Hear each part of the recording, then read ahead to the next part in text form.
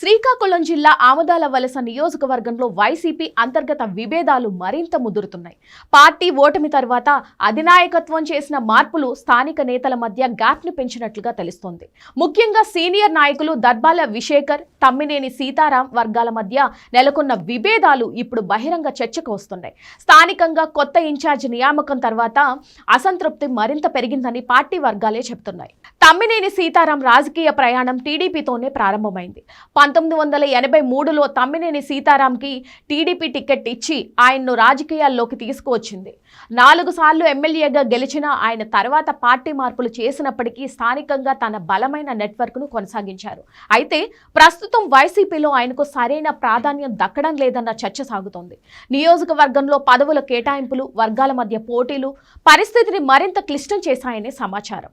ఇక ఈ పరిణామాలన్నీ ప్రతిపక్షమైన తెలుగుదేశం పార్టీకు కలిసి వచ్చే అవకాశాలపై చర్చ మొదలైంది. వైసీపీ లోపలి విభేదాలు కొనసాగితే వచ్చే ఎన్నికల్లో టీడీపీ బలంగా నిలబడే అవకాశం ఉందని రాజకీయ విశ్లేషకులు భావిస్తున్నారు. ముఖ్యంగా అసంతృప్త వర్గాలు ఏ నిర్ణయం తీసుకుంటాయా అన్నది కీలకం. ఒకవేళ నేతల మధ్య సమన్వయం కుదరకపోతే ఆమదాల వలసలో రాజకీయ సమీకరణాలు పూర్తిగా మారే అవకాశం ఉందని చెబుతున్నారు. రాబోయే రోజుల్లో ఈ వర్గ పోరు ఏ మలుపు తిప్పుతుందో చూడాలి. కానీ ప్రస్తుత పరిస్థితుల్లో టీడీపీకి ఈ పరిణామాలు ప్లస్ అవుతాయనే అభిప్రాయం రాజకీయ వర్గాల్లో వినిపిస్తోంది.